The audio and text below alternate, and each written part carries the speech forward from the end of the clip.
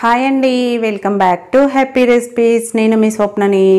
ఈరోజు మీకు ఒక హెల్తీ బ్రేక్ఫాస్ట్ చూపిస్తున్నానండి. ఇంతవరకు ఎవరు చూపించని హెల్తీ బ్రేక్ఫాస్ట్. మనము గూడాలు అంటే శనగలతో బెబ్బర్లతో అలా చేసుకుంటాం కదా, పెసర్లతో కూడా. నేను ఇక్కడ జొన్నలతో చూపిస్తున్నాను. జొన్నలతో ఎవరు ఇంతవరకు చూపించలేరు కదా. జొన్నలతో హెల్తీగా ఇలా చేసుకున్నారనుకోండి, మార్నింగ్ బ్రేక్ఫాస్ట్గా కానీ ఈవినింగ్ స్నాక్స్ లాగా కానీ తినడానికి చాలా బాగుంటుంది, హెల్త్కి కూడా మంచిది.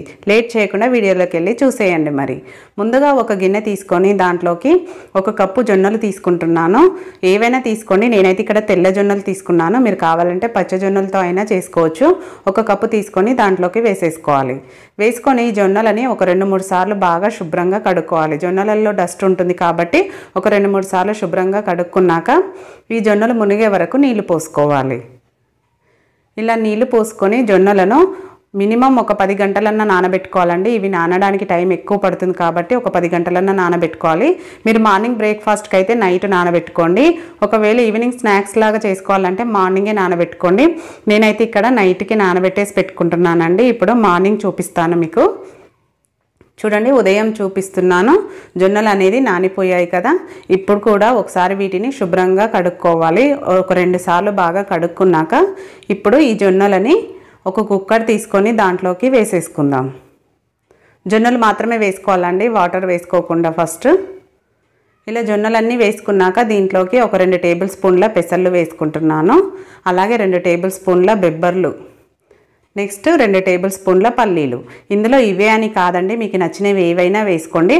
ఒకవేళ ఇవి కూడా మీకు నచ్చలేవు అనుకోండి, ఇవి స్కిప్ చేయవచ్చు. ఓన్లీ జొన్నలతో పల్లీలతో చేసుకోవచ్చు, జొన్నలు పెసర్లతో కూడా చేసుకోవచ్చు. ఎలా చేసుకున్నా పర్వాలేదు, మీకు ఏవి నచ్చితే అవి వేసుకోవచ్చు.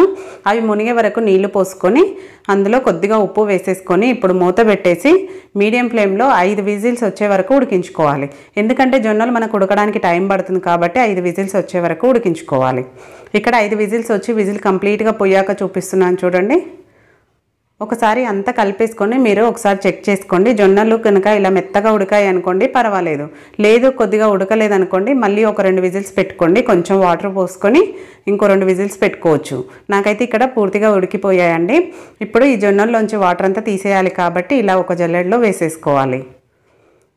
ఇలా వేసుకున్నాక చూపిస్తున్నాను చూడండి. ఇలా ఒకసారి కలిపేసుకొని పల్లీలు కూడా పూర్తిగా ఉడికిపోయాయి చూడండి. అలాగే బెబ్బర్లు కూడా మెత్తగా అయిపోయాయి. ఇప్పుడు వీటిని పక్కన పెట్టేసుకొని మిగతా ప్రాసెస్ చూద్దాం. నెక్స్ట్ స్టవ్ పైన అడుగు మందంగా ఉన్న కడాయి ఒకటి పెట్టుకోవాలి. అడుగు మాత్రం మందంగా ఉండాలండి.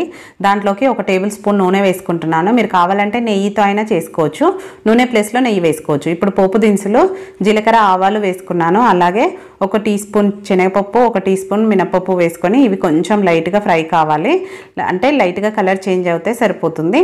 ఇలా కొంచెం ఫ్రై అయ్యాక దీంట్లోకి ఒక ఎండుమిరపకాయను ఇలా తుంచుకొని వేసుకోవాలి. ఇది కూడా జస్ట్ ఇలా ఫ్రై అయితే సరిపోతుందండి. ఇలా కొంచెం ఫ్రై అయ్యాక నెక్స్ట్ దీంట్లోకి వెల్లుల్లిని ఇలా సన్నగా కట్ చేసి వేసుకుంటున్నాను. మీరు కావాలంటే అల్లం కూడా వేసుకోవచ్చు అండి. నేను ఇక్కడ అల్లం వేయట్లేదు, ఓన్లీ వెల్లుల్లి వేసుకున్నాను. అలాగే కొద్దిగా పచ్చిమిర్చి కూడా సన్నగా కట్ చేసి వేసుకున్నాను. ఇలా వేసుకొని ఇదంతా కలిసేలాగా బాగా కలుపుకోవాలి. ఆయిల్లో ఫ్రై అయ్యాక ఇవి కొంచెం నెక్స్ట్ ఒక ఉల్లిపాయను ఇలా పొడుగ్గా కట్ చేసుకున్నాను. కొద్దిగా కరివేపాకు. ఉల్లిపాయ మీకు ఎక్కువ కావాలి అంటే ఎక్కువ వేసుకోవచ్చు అండి. నేనైతే 1 మాత్రమే కట్ చేసి వేసుకున్నాను. ఉల్లిపాయ మరీ మెత్తగా వేగన అవసరం లేదు, లైట్గా కుక్ అయితే సరిపోతుంది. చూడండి, ఇలా వీడియోలో చూపిస్తున్నట్టు ఈ విధంగా ఫ్రై అయితే సరిపోతుంది. ఇప్పుడు దీంట్లోకి కొద్దిగా ఇంగువ వేసుకోవాలి. ఇంగువ టేస్ట్ బాగుంటుంది, అలాగే డైజెషన్ కూడా మంచిది. కొద్దిగా పసుపు వేస్తున్నాను, జస్ట్ కలర్ కోసం మాత్రమే వేస్తున్నాను అండి. మీకు ఇష్టమైతే వేసుకోండి, లేకపోతే స్కిప్ చేయొచ్చు. అలాగే ఒక పావు కప్ అంతా క్యారెట్ తురుము వేసుకుంటున్నాను. క్యారెట్ తురుము ప్లేస్లో మీరు కొబ్బరి అయినా వేసుకోవచ్చు, బీట్రూట్ అయినా వేసుకోవచ్చు, ఏది ఉంటే అది వేసుకోవచ్చు. నేనైతే క్యారెట్ వేసుకొని క్యారెట్ని కూడా ఇలా ఒక 2 నిమిషాల పాటు ఫ్రై చేసుకుంటున్నాను. మీరు క్యారెట్ ఈ ప్లేస్లో కాకుండా లాస్ట్లో కూడా వేసుకోవచ్చు అండి. నేను ఇక్కడ ఆయిల్లో ఫ్రై చేసుకోవడం కోసం ఇప్పుడు ఇలా వేసుకుంటున్నాను. మీరు మామూలుగా పచ్చిగానే తినగలిగితే లాస్ట్లో కూడా వేసుకోవచ్చు. నెక్స్ట్ దీంట్లోకి మనం ఆల్రెడీ ఉడికించి పెట్టుకున్నాం కదా జొన్నలు, అవి వేసేసుకోవాలి. వాటర్ అంతా పోతాయి కాబట్టి ఇప్పుడు వేసేసుకొని వీటన్నిటికీ బాగా మసాలా పట్టేలాగా కలుపుకోవాలి. మనం ముందుగా వేసుకున్న మసాలా అంతా వీటికి బాగా పట్టేలాగా కలుపుకున్నాక నేను ముందుగానే ఉప్పు వేసుకున్నాను కాబట్టి చూసి కొంచెం మాత్రమే వేసుకోండి. మనము అలా ముందుగా వేసుకొని ఉడికించడం వల్ల తినేటప్పుడు ఉప్పు అనేది ఆ గింజలకి ఉంటే టేస్ట్ బాగుంటుంది. ఉడికించేటప్పుడు మాత్రం కొంచెం వేసుకోండి. ఇప్పుడు ఉప్పు అంతా కలిసేలా కలుపుకొని మూత పెట్టేసి లో ఫ్లేమ్లో ఒక 2 నిమిషాలు ఉడికించుకోవాలి.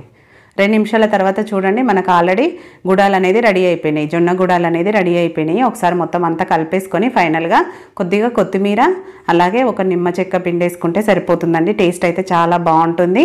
ఇలా నిమ్మరసం వేయడం వల్ల తింటూ ఉంటే ఆ పుల్లగా చాలా బాగుంటుంది. మీరు ఒకవేళ స్పైసీగా తినాలనుకుంటే లాస్ట్లో కొంచెం కారం కూడా యాడ్ చేసుకోవచ్చు, లేదంటే మసాలా అయినా యాడ్ చేసుకోవచ్చు.